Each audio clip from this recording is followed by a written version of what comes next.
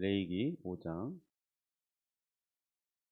5절부터 10절 말씀 찾으셨으면 우리 합독하도록 하겠습니다. 이 중 하나에 허물이 있을 때에는 아무 일에 잘못하였노라 자복하고 그 잘못으로 말미암아 여호와께 속죄제를 드리되 양떼의 암컷 어린 양이나 염소를 끌어다가 속죄제를 드릴 것이요 제사장은 그의 허물을 위하여 속죄할지니라.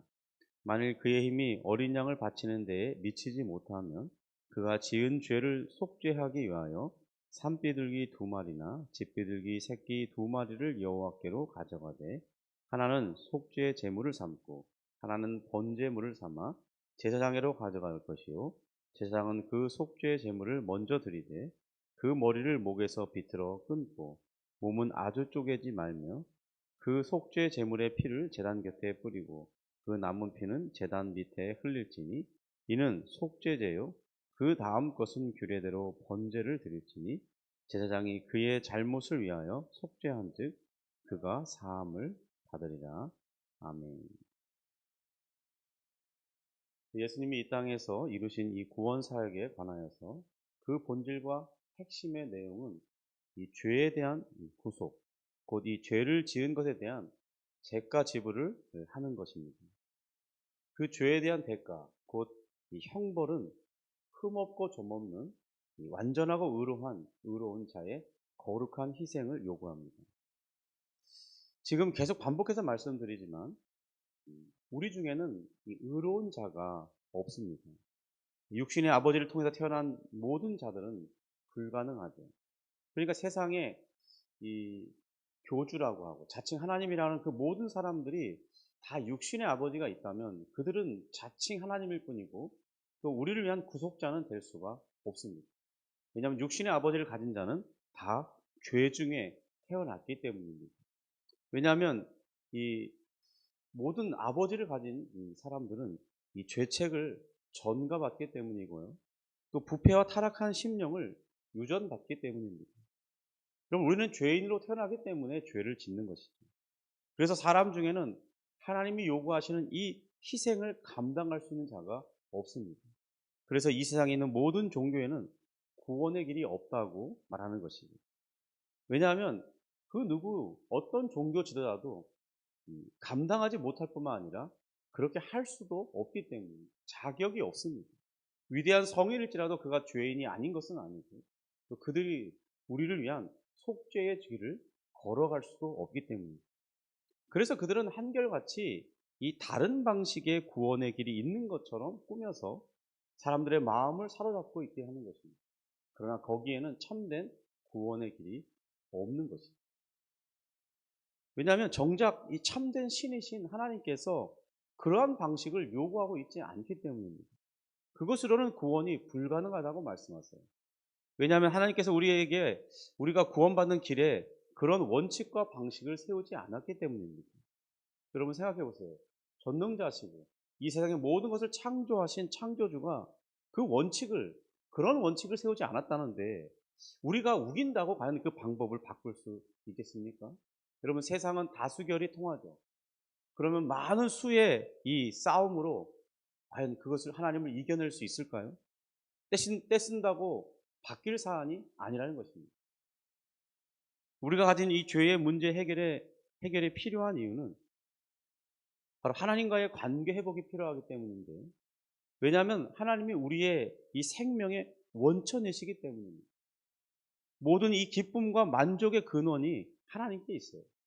그래서 우리 입장에서는 우리가 사람으로서 이 완전한 만족한 삶을 누리려 한다면 하나님과의 관계 회복은 필수적이에요. 그래서 그분과의 관계가 회복되어서 그분 안에 있는 이 친밀한 교제 속으로 우리가 들어가야 정말 우리가 기쁨과 만족과 어떤 희락을 느낄 수 있다는 거죠. 그런데 하나님께서 이 자신과 친밀한 교제 안에 들어오게 하기 위해서 우리에게 요구하시는 것이 있는데 바로 그것이 희생이라는 것입니다. 어떤 희생이냐? 바로 의로운 자의 희생입니다. 죄인의 희생이 아니라요. 이 구원의 해결은 바로 여기에 있습니다. 그 희생이 요구되는 객관적인 조건과 이유는 한 가지뿐입니다. 그 이유는 무엇이냐면 희생이 요구되는 상황은 바로 우리가 가진 죄 때문입니다. 희생제사는 죄인인 인간이 하나님께 접근할 수 있는 유일한 방식이라는 것을 우리가 기억해야 하겠습니다. 이 희생이라는 개념은 창세기 초반부터 시작되고 출애굽기와 레위기에 있어서는 이 주제에 관한 내용이 폭발적으로 증가하고 있습니다. 예를 들면 출애굽기 3장 18절에 보면 이런 말씀이 있습니다. 그들이 내 말을 들으리니 너는 그들의 장로들과 함께 애굽 왕에게 이르기를 히브리 사람의 하나님 여호와께서 우리에게 임하셨은즉 우리가 우리 하나님 여호와께 제사를 드리러 하오니 사흘길쯤 광야로 가도록 허락하소서 하라. 모세는 이 바로에게 가서 우리가 광야로 나가서 하나님께 제사를 드리려 한다 이렇게 말합니다. 사실 제사는 그 자체로서의 목적이 되는 건 아닙니다. 제사는 하나의 수단과 방법일 뿐입니다. 그것은 하나님과의 관계를 회복하고 유지하기 위해서 하나님께서 이스라엘 백성에게 요구하시는 방법이었는데 그것이 뭐냐 바로 희생 제사라는 것입니다. 이것이 바로 우리에게 시사하는 바가 크죠. 여러분 이스라엘인에게 우리는 이방인입니다. 그런데 이방인인 우리도 하나님께 나아가려 한다면 어떤 이러한 원리를 따라 가야 된다는 것을 알게 해주는 거예요. 레위기에서 희생에 관한 하나님의 지시가 주어지면서 이 주제가 더욱 명확하게 나타나기 시작합니다. 레위기 4장 3절에 보면요 이렇게 되어 있습니다. 만일 제사장이 범죄하여 또 5장 1절에는 죄가 있나니 또 5장 7절에는 그가 지은 죄 또 5장 17절에는 계명 중에 하나를 범하여도 16장 16절에는 그들이 범한 모든 죄 또 26장 18절에서 너희 죄로 말미암아 이런 구절들이 그러니까 레위기 전반부에 이렇게 계속 반복해서 등장하고 있다는 거예요. 여러분 이런 구절들이 무엇을 의미해 주는 것입니까? 그것은 하나님께 우리가 나아가기 위해서는 희생제사가 필요하다. 그 희생제사가 요구되는 이유는 바로 한 가지입니다. 우리가 짓는 죄 때문이라는 거예요. 여러분 희생의 필요성을 만드는 그 원인은 죄에 있다는 것입니다. 성도 여러분 우리가 하나님께서 우리 죄를 어떻게 다루시는지를 우리가 잘 생각해 봐야 됩니다. 우리가 지은 죄에 대해서 스스로 회개하는 것은 용서받는 것의 필요 조건이에요. 여러분 집안에서도 자녀가 잘못했을 때 용서받는 방법은 무엇입니까? 아빠, 제가 잘못했어요. 용서해 주세요. 엄마, 다시는 안 그럴게요. 그러면 되는 거죠. 물론 거기에 폭풍 같은 잔소리가 한번 지나가기는 해야 됩니다. 또 약간의 벌도 추가될 수 있죠. 그래도 이 용서받는 길이 열립니다. 여러분 이게 싫어서 자녀가 이게 싫은 거예요. 자기 잘못을 인정하기 싫은 거예요. 자기 감정을 부모님이 함부로 대했다는 겁니다. 자기 잘못은 아는데 너무 막 대했다는 거예요. 기분이 나빴어요. 3, 4일 입을 꾹 닫습니다. 그러면 그 자녀에게는 첩첩산중에 재난이 닥쳐옵니다. 일단 용돈이 끊기죠. 밥 먹는 것도 눈치 보면서 먹어야 됩니다. 부모님을 피해 다녀야 돼요.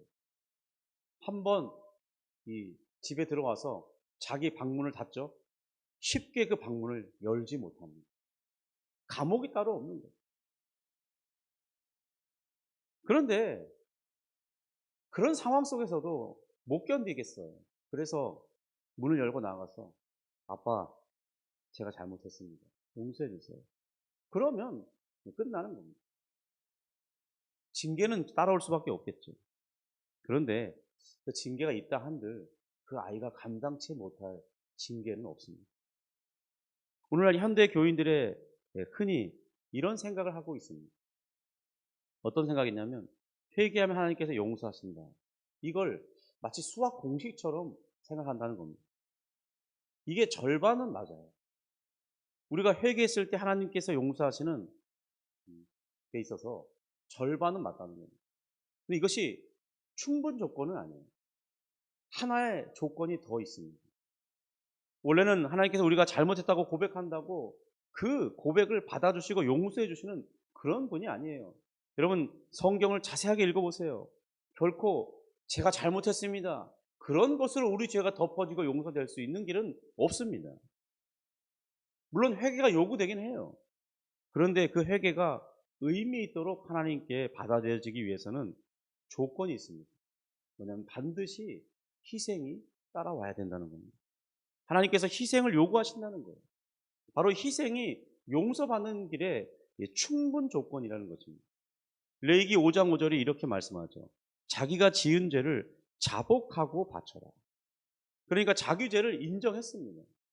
그래서 희생제물을 가지고 왔는데 먼저 자기 죄를 자복한 후에 뭘 하라고 했죠? 희생제물을 바치라는 거예요. 동물을 죽여야 된다는 거예요. 피를 흘려야 된다는 것입니다.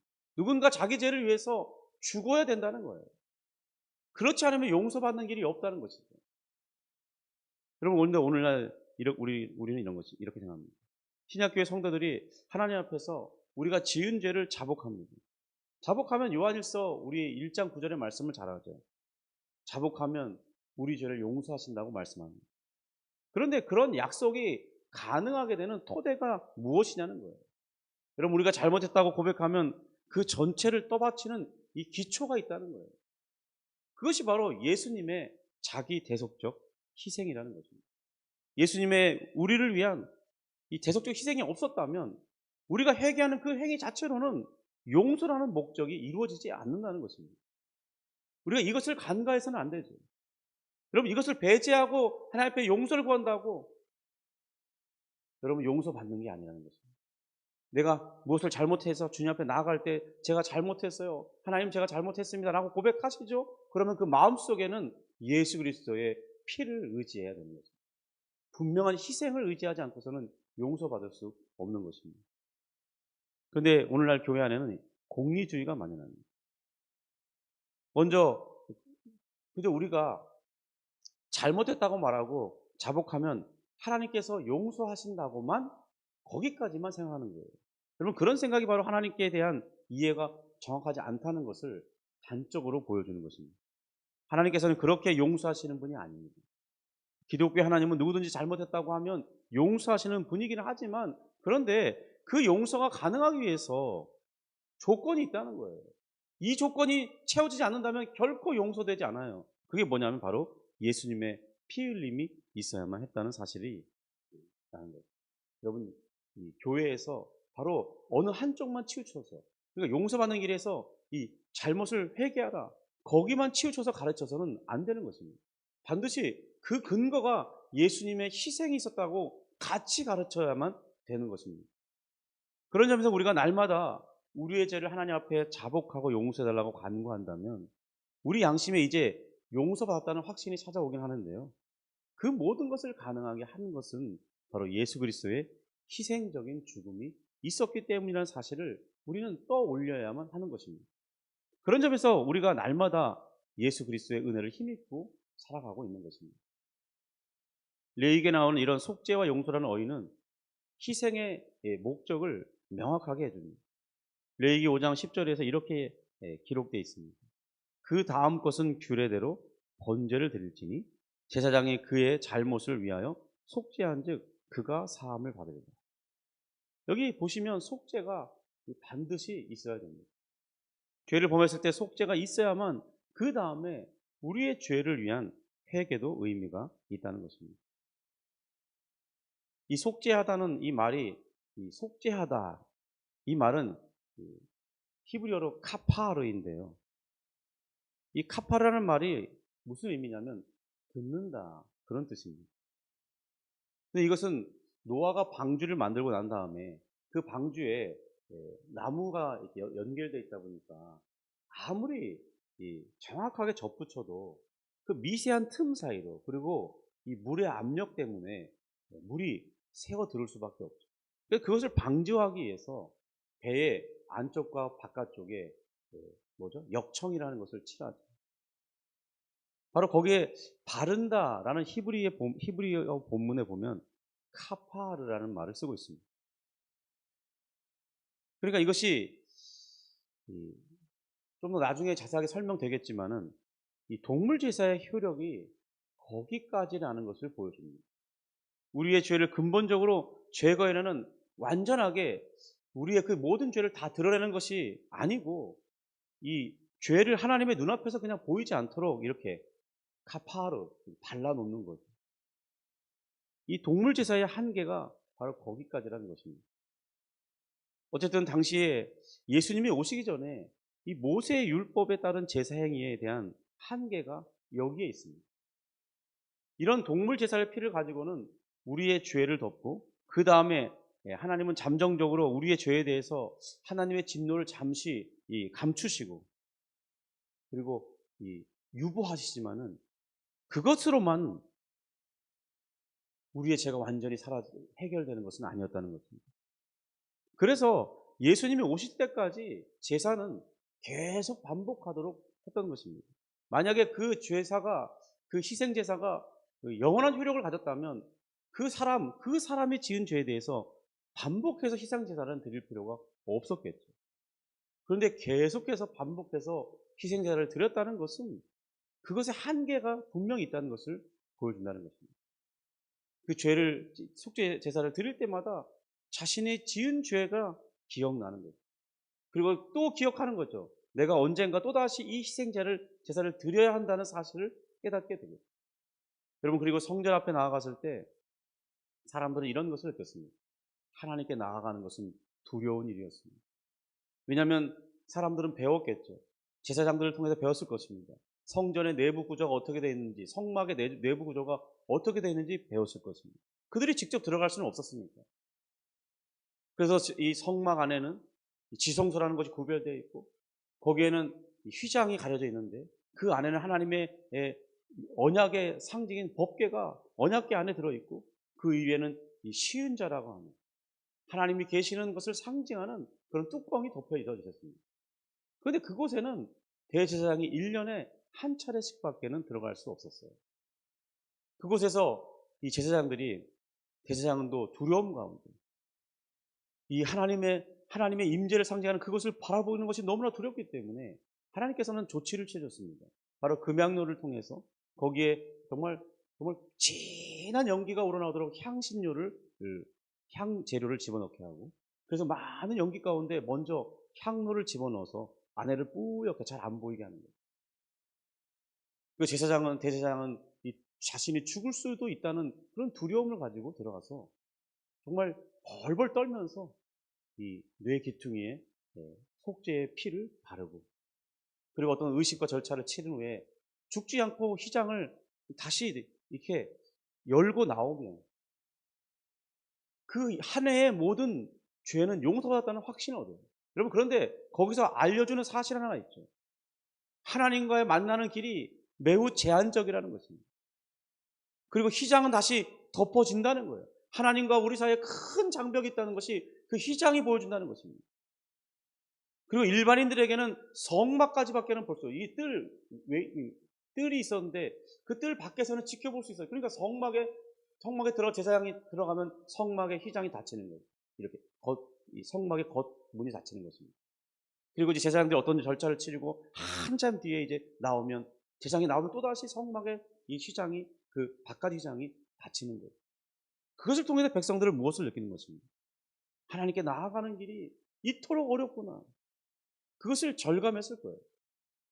결국 동물 제사의 한계점은 그런 것입니다. 임시적으로 죄는 덮어지지만 예수 그리스도의 참된 그 완전한 희생이 이루어지기 전까지는 우리에게 온전한 용서의 길 그리고 하나님과의 온전한 관계가 회복되는 길은 막혀져 있다는 것입니다. 그런데 예수 그리스도께서 십자가에서 죽으실 때 바로 휘장이 위에서부터 아래로 찢어졌다고 말하고 있습니다. 이것은 무엇을 상징합니까? 바로 우리가 누구든지 예수 그리스도의 피를 의지하는 자는 언제든지 하나님 아버지께 나아갈 수 있고 예수 이름을 힘입어 담대히 하나님 앞에 나아가서 그분과의 모든 관계를 회복하고 아버지께서 우리에게 주시고자 했던 그 모든 사랑과 은택과 우리가 누려야 할 모든 것들을 다 신령한 복을 하고 에베소에 말하죠. 그런 것을 받아 누릴 수 있게 되었다는 것입니다. 여러분, 그러므로 희생이라는 것은 우리 이 죄를 속하는 데 있어서 매우 중요한 개념입니다. 이 부분에 대해서 우리 내일 이어서 좀 더 깊이 살펴보도록 하겠습니다. 기도하겠습니다. 하나님 아버지 감사합니다. 우리가 사도신경을 늘 암송하듯이 반복하며 고백하고 있습니다. 정말 우리가 이 사도신경의 고백 속에 담겨져 있는 이 깊이 있는 내용들을 우리는 제대로 들어본 적이 없습니다. 주님, 목사인 저도 들어본 적이 없었습니다. 그러나 이제 배움의 기회를 얻게 하셨고 또 이렇게 성도들에게 가르칠 수 있는 기회를 주시니 감사합니다. 주님, 그러므로 우리가 열심을 내어서 정말 이 사도신경이 담고 있는 그 뜻이 무엇인지를 배우고자 할 때에 하나님 깨닫게 하여 주시고 우리 마음에 깊이 각인되는 하나님의 은혜가 무엇인지 깨닫는 놀라운 역사가 있게 하여 주옵소서. 특별히 우리는 제2항 중에 그 외아들 우리 주 예수를 배우고 있습니다. 우리가 예수라는 이름을 부를 때 우리에게 주어지는 그 은혜가 무엇인지 그 이름에 담겨지는 뜻이 무엇인지를 잘 알 수 있도록 도와주십니다. 늘 고백할 때마다 그런 것들을 기억하면서 감격하며 감사하며 또 누군가 나에게 신앙에 관한 이유를 묻는 자들에게는 정말 이런 이유들을 자세하고 부드럽고 쉽게 잘 설명해 줄 수 있는 그런 우리 모두가 되게 하여 주시옵소서. 주님, 또 우리가 오늘 이 아침에 기도할 때 주의 성령께서 우리를 충만하게 하시고 기도의 문을 열어주시고 우리의 입술을 열어 간구할 때 하나님의 놀라운 사랑의 임재가 가득하게 하시고 우리 마음에는 하늘로부터는 평강과 평안이 임하게 하시고 또 그것으로 말미암아 나의 기도가 하늘에 상달되고 응답되었다는 확신을 가지고 기쁨 가운데 오늘 하루를 살아낼 수 있도록 도와주시옵소서. 하나님, 우리 가운데 어려움 당한 이들이 많이 있습니다. 기도 부탁을 하는 이들이 많이 있습니다. 하나님, 질병에서 노임받게 하시고 큰 고통 가운데서 좀 벗어날 수 있도록 도와주십니다. 너무 고통스러워 죽음을 생각하는 그런 단계까지는 이르지 않도록 인도해 주십니다.